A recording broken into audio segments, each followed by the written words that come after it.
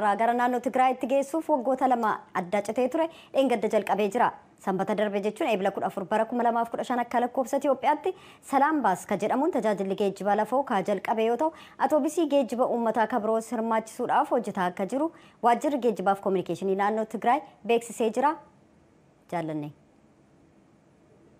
Gara oduu taanutti naaceen immoo nuuf galcha hordoftoota keenya biyyoonni adda addaa dippiloomaatotaaf lammiilee isaanii magaalaa Kaartuum keessaa baasuudhaaf ariifachaa akka jiran yoo ta'u, sababiin isaas wal dhibdeen gareewwan wal morkan lamaan gidduutti itti fufee waan jiruuf jedhamee jira.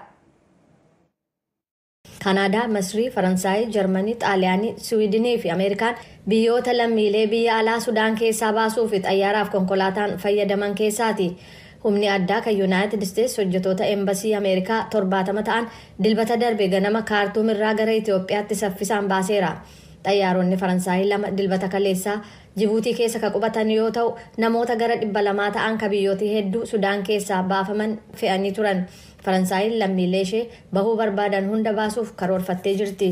Dilbata kaleessaa suuraan dirooniidhaan Sudaan irraa kaafame akka agarsiisutti magaalota baahirii kutaa industirii tokko keessatti aarri ol ka'aa akka jiru agarsiiseera. Lola torban tokko olii fi humnootii hidhattoota Sudaaniif garee waraana saffisaa jedhamuun beekamu gidduutti gaggeeffame booda namoota nagaa 264 dabalatee walumaa gala 420 kan ajjeefaman yoo ta'u 3700 ol ammoo madaa'uun ibsameera. Lammiiwwan Sudaan humni ibsaa addaan cituu fi tajaajila intarneetii dhabuu keessatti carraaqaa jiran. Tokko miliquuf konkolaataa fi bajaajjiidhaan gara daandii bala'amaa sanaatti ba'uuf murteessaniiru. Waldhabdeen gamlameen gidduutti uumame kun gareen milishaa saffisaa yookaan RSF jedhaman akkamitti waraana biyyattii keessatti makamuu akka qabanii fi qaamni adeemsa kana to'achuu qabu eenyu ta'uu qabasa jedhu irratti waliigaltee dhabuurraa ka maddeedha. Dhimmi walitti makamuu kun waliigaltee ce'umsaa Sudaan hin mallatteeffamin jiruuf haal duree ijoodha. Dhaabbati misoomaa sadarkaa addunyaa kan Ameerikaa USAID garee ogeeyyii lola Sudaaniin raasaa waan jiruuf deebii namoomaa qindeessan kutaa sana keessatti bobbaasuusaa itti gaafatamtuun USAID Samantha Power dilbata kaleessaa ibsanii jiru. Gama kaaniin lammiiwwan Sudaan kanneen Chaaditti baqatan lakkoofsaan dabalaa akka dhufe sagantaa nyaata addunyaa iyyataa jira. Oduu kana bal'inasaaf jaallanne.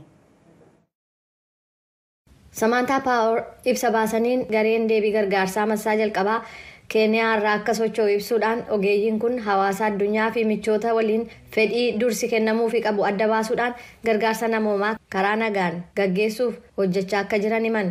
Ameerikaan gargaarsa uummata Sudaan kanneen gareewwan wal waraanan jidduutti kiyyootti galfamaniif gootu cimsuuf socho'aa jirtii jedhaniiru. Lolli guyyaa 8 dura raayyaa waraanaa fi garee humna deeggarsa ariifachiisaa RSF jedhaman gidduutti dho'e rakkoo gargaarsa namoomaa kaasisee namoota 100 lakkaa'aman ajjeesuu fi lammiilee Sudaan miliyoonaan lakkaa'aman tajaajila bu'uuraa akka hin arganne danqee jira. Sudaan akka tasaa waraana keessatti kufuunshee karoorri bulchiinsi siviilii deebisuuf karoorfame kan diige biyya duraanuu hiyyeessa taate qarqara balaa gargaarsa namoomaatti ka fide yoo ta'u, waldhabdee humnootii alaa harkisuu danda'u bal'aadhaaf saaxilee jira. Gama kaaniin sagantaan nyaata addunyaa kan tokkummaa mootummootaa baqattoota Sudaan haala amma uumame jalaa baqachuudhaan gara biyya ollaa taate Chaadiin dhaqqaban simachuuf qophaa'aa akka jiru ta'uu Chaaditti daayirektarri dhaabbatichaa ibsanii jiru. Lammiilee Sudaan 10,000 hanga 20 ta'an lola Kaartuumiif naannoo biyyattii biroo keessatti erga jalqabamee torban tokko guutee booda daangaa ce'anii gara Chaaditti galaniiru. Chaaditti itti gaafatamaan dhaabbata sagantaa nyaata addunyaa Pierre Hanort akka jedhanitti dabalataan ni dhufu jennee eegaa jirraa kun mirkanaa'aadha. Kunis carraan nageenyaa yoo argameefi jedhan. Hanort itti dabaluudhaan akka jedhanitti lakkoofsi baqattoota Sudaan haaraa gara Chaaditti dhufaa jiran kun kanneen ammaan dura sababaa walitti bu'insaan gara Chaaditti seenan baqattoota Sudaan 400,000 kan geessise yoo ta'u, naannoo daangaa Chaaditti mooraa 14 keessatti argamu. Sagantaa nyaata addunyaa yoo xiqqaate namoota 100,000 simachuuf kana caalaas ta'uu mala kanaaf qophaa'uu qabnaa jedhan Hanort. Paastariin handaara galaana Keeniyaa tokko hordoftoota isaanii hanga duutanitti soomaa yookaan afaaniin homaa hin fudhatinaa erga jedhee booda hanga ammaatti reeffi namoota 39 kan argame yoo ta'u, innis to'annoo jala oolee jira. Hoogganaan poolisii kutaa xiqqaa Malindi John Kemboy akka jedhanitti lafa yookaan dachee qabeenyaa paastarii Paul Makaanzii jedhaman irratti awwaalli gadi fagoo dabalataa jiran ammallee hin qotamne amantii waliin wal qabatee eebila 19 hidhamee jira jedhan. Lakkoofsi namoota du'anii waliigalaan 43 yoo ta'u sababiin isaas torban darbee waldaa Good News International jedhamu keessatti namoonni biroo beela'anii argaman keessa 4 dabalataan waan du'aniif jedhameera. Du'a hordoftoota paastarichaa irratti qorannaan gaggeeffamu itti fufee waan jiruuf paastar Makaanziin yeroo dheeraaf hidhamee akka turuu fi poolisiin mana murtii gaafatee jira. Odeeffannoo miseensota uummataa irraa argametu poolisiin qabeenya paastarichaa Malindiitti argamu weeraruudhaan namoota 15 kanneen qaami isaanii baay'ee hir'ate kan argate yoo ta'u 4 garuu ni du'an. Hordoftoonni amantii kunis Yesuusiin wal arguuf jecha qajeelfama paastarichaan beelaa akka turan dubbataniiru.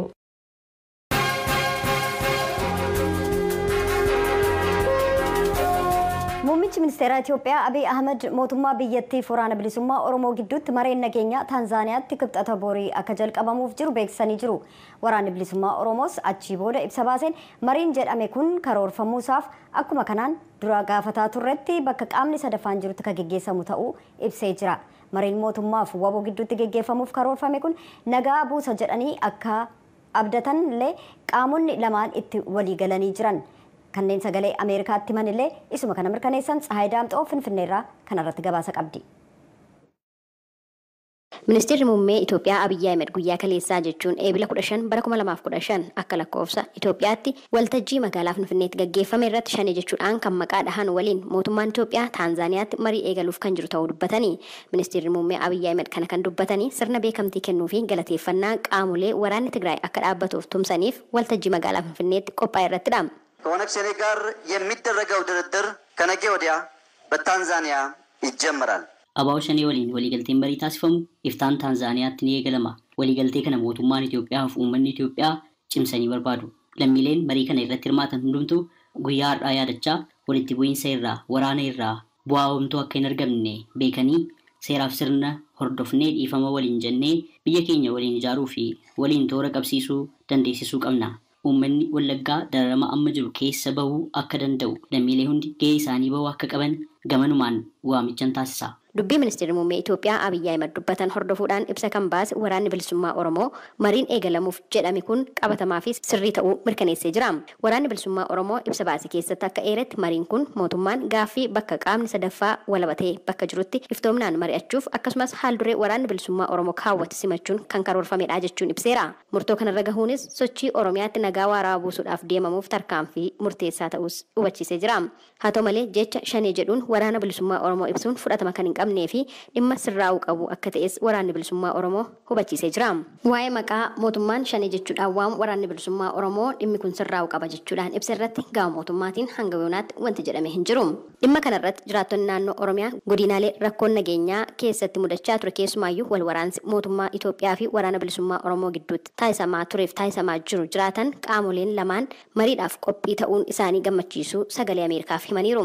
Waggoottan arfan darban keessa sababa wal waraansa mootummaa fi waraana bilisummaa Oromootiin uummanni dararama hedduudhaaf saaxilameera jechuun kan ibsan jiraata godina Qeellam Wallaggaa magaalaa Dambidolloo ta'uu isaanii kan himan maqaan isaanii akka hin waamne kan gaafatan namni tokko yeroo ibsan wanta kana gaafa dhageenyu baay'ee gammannee wanta yeroo dheeraadhaaf hawwaa turredha. Waliigalteen nagaa mootummaa biyya kana bulchuu fi waraana bilisummaa Oromoo gidduutti gaggeeffamuuf wanta jedhu dhaga'amuunsaa wanta baay'ee gammachiisedha. Keessattuu immoo an yaaddoon koo kan ture mootummaa qofaa biraa haasa'ama jedhee yaaddee ture. Gaa waraana bilisummaa Oromoo ibsa baases gammachuu guddaan akka dhaga'ame. Maaliif waan kana kan beeku nama rakkoo kana keessa turedha. Biyya kana keessa lolli hedduun isaa kan gaggeeffame waraana bilisummaa Oromoo mootummaa gidduutti gara caalaansaa akkuma beekamu Wallagga keessatti lolli tokko naannoo tokkotti gaafa gaggeeffamu miidhaan isaa baay'eedha. Yoo lola sana keessa jiraachuu baatte illee daandiin cufamuudhaan maatii keessa namni jiraa miidhamuudhaan nagaama dhabuun sagalee dhukaasaa dhaga'uun illee daa'imaaf illee dhiphina hamaa keessa ture jechuudha. Uummatii waggoottan 4-5 darban kana keessa sababa lola kanaatiin jechuudha. Obbo Asaffaa Addunyaa godina Shawaa Kaabaatti jiraataa aanaa Yaayyaa Gullalleeti.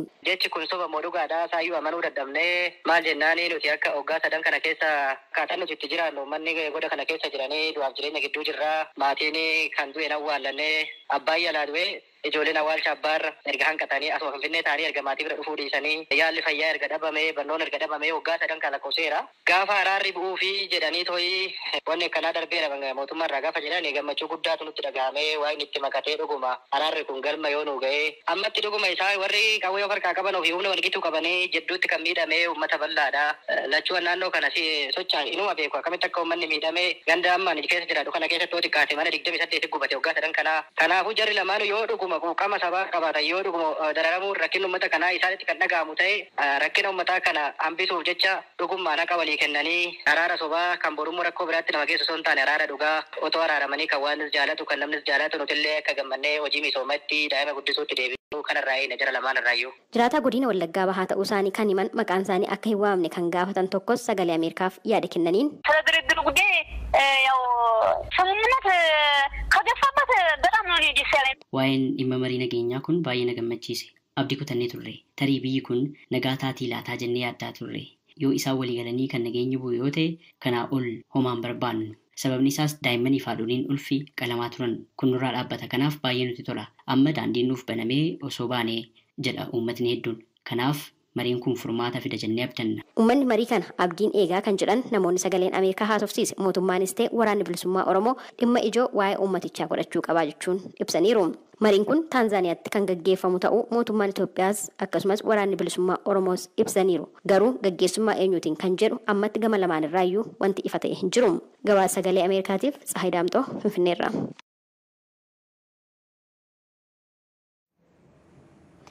Obboleettiin weellisaa hangafaaf beekamaa kan Oromoo Zarihuun Wadaajoo obboleessi ishee aartist Zarihuun sanbata xiqqaadheen gaddaa biyya Hindiitti osoo wal'aansarra jiru boqochuusaa dubbatan. Waahilootaa fi hiriyoota isaa ganamaa keessaa tokko immoo Zarihuun sirnoota mootummaa Itoophiyaa duraanii keessatti mirga uummata Oromootiif cichaan qabsawaa turuu isaatiin seenaa qabsoo uummatichaa keessatti qooda guddaa gumaacheeraa jedhan. Boqochuu weellisaa Zarihuun Wadaajoo laalchisee pirezidantii naannoo Oromiyaaf kantiibaan magaalaa Finfinnee gadda isaanitti dhagahame ibsanii jiru. Naakoor Malkaa Amboorraa dabalata qaba. Weellistoota Oromoo hangafaa keessaa tokko kan ta'e Zarihuun Wadaajoo addunyaa kanarraa du'aan boqochuu isaa obboleettiin artistichaa isaan quxisuu Alamtsaayee Wadaajoo sagalee Ameerikaatti himanii jiru. Aadde Alamtsaayee weellisaan beekamaa fi jaallatamaa Zarihuun Wadaajoo biyya Hindii keessatti ji'oota 2 ta'aniif wal'aansa taasifataa erga tureen booda akka lakkoofsa Itoophiyaatti eebila 14 bara 2015 wal'aansarra osoo jiru lubbuun isaa darbuu dubbatanii jiru. Waggaa lama guutuudha kan inni dhukkubsatee sireerra ciisaa ture. Sabooddee Adaamaas ciiseera. Kimoo dhufee Ayaatiinis ciiseera. Achi manas baay'ee ciisee sabooddee biyya alaa akka deemu dooktaroota murteessanii. Sabooddee biyya alaa deemee achitti yaa miilli isaas opereeshinii ta'ee miila lachuu ta'ee kaleen isaas mul'achuun isaa feelii ta'eera jedhanii achitti egaa kan bira ture mucaan isaa ishee hangafaa haadha manaa isaati. Haala kanaan dhukkuba kanarraa dandamachuu hin dandeenye dheengadda qidaamee galgala sa'aatii tokko irratti boqoteedha. Godina Wallagga Bahaa magaalaa Naqamtee keessatti naannoo masaraa Kumsaa Morodaa jedhamuudhaan beekamutti akka lakkoofsa Itoophiyaatti bara 1940tti abbaa isaa obbo Wadaajoo Gobanaa fi haadha isaa aadde Zawdituu Makoorraa dhalachuu isaa obboleettiin isaa dubbatanii jiru. Namoota maatii sana keessatti dhalatan 7 keessaa 4ffaa ta'uu kan dubbatan Aadde Alamtsaayee Zarihuun ijoollummaa isaatii qabee qabsaa'aa ture jedhu. Utuu barataa jiru gara qabsoo kanatti seenee umurii isaa guutuu utuu hin boqotiin yaa'u qabsoo marra ture jechuun hin danda'aman. Zarihuun yeroo ijoollummaa isaatti biyya ture adamoo jaallata nama wajjin walii gala namoota gizee sirna baalabbaataa keessaa namoota warra harka qalleeyyii kana nyaachisuu jaallata lafa midhaan fa'aa dha'anitti yaa'u fudhaa galaa jedhee akkuma jiru itti dha'an midhaan kana dha'anii fudhatanii galu inni haaraa waa'een isaa waa'ee uummata isaatii waa'ee qabsoodha. Zarihuunitu kana argeera ta'ee jettanii wanti isin gaabbitan jira. Tuuni umurii isaa guutuu ijoollummaa isaatii ka'ee itti laffa'ee itti gubatee jireenya tun jiraatin uummata isaa bichaaf jiraata malee ofii isaa tun jiraatin itti gubatee yoo naga'e kana utummoo taa'ee bilisummaa immoo argee waan jedhudha yaada kan nu qabnu kun nutti dhaga'ama. Hiriyoota Zarihuun Wadaajoo wajjin guddatan keessaa weellisaa Ittaanaa Tolosaa isa tokko bara 1967 irraa jalqabuudhaan Zarihuun Wadaajoo akka beeku dubbata. Kutaa biyya Oromiyaa keessa naanna'aa ture egaa biyya tokko caallee kan waliin guddanedha nama naannoo tokkodha leeqaadha. Filashii tokko Zarihuun Wadaajoodha Ittaanaa Tolosaadha namni afran keenya kun seenaa baay'ee qabna gaana. Yaadannoo addaa kana jedhu bara 1969 irratti galma biiraa tiyaatiriitti kottara maarabnaa kana sirbe ilfinas kan deeras federaalti adda kan yeroo sana namoota biyya alaa ambaasaaddarootatu ilaale mootummaa yeroo sana Mangistuu Hayilamaariyaam ture warra ambaasaaddaroonni kun hausoo kan akka jiranitti fuudhee biyya keenya keessaa Awurooppaa deemee fa'aa agarsiisan jennaan hin danda'u jedhe mootummaan yeroo sana. Kottara maaramnaa minaan keenya keessa lafa parkina kanaaftu babaasa. Kana dhagaa haala qabsootti dhagaa yeroo sana gaa. Du'aan addunyaa kanarraa darbuu artiist Zarihuun Wadaajoo ilaalchisee pireezidaantii naannoo Oromiyaa obbo Shimallis Abdiisaa ergaa dabarsaniin gadda itti dhaga'ame kan ibsatan yommuu ta'u nama uummata isaaf hojii barabaraan dhalootaaf darba hojjete waan ta'eef hojiif maqaan isaa barabaraan dhalootaan yaadatamaa jiraataa jechuudhaan fuula miidiyaa hawaasaa isaaniitiin beeksisanii jiru. Kantiibaan magaalaa Finfinnee Adaanach Abeebees gama isaaniitiin boqochuun weellisaa beekamaa Zarihuun Wadaajoo kan isaan gaddisiise ta'uu ibsuudhaan weellisaan kun roorroo, injifannoo, abdii fi gammachuu uummatichaa ogummaa miidhagaatiin mul'isaa tureera jedhanii ibsuu isaanii sabaa himaaliin biyyattii gabaasanii jiru. Reeffi weellisaa Zarihuun kibxata borbarii simannaan kan taasifamuu fi sirni geggeessaaf awwaalcha isaas eebila 18/2015 Finfinneetti akka raawwatamu koreen geggeessa reeffa artistichaa fi maatiin isaa ibsanii jiru. Zarihuun Wadaajoo abbaa ijoollee durbaa 2 fi dhiiraa 1 ta'uu isaanii maatiin isaanii ibsanii jiru. Sagalee Ameerikaaf Naakoor Malkaa Amborraa.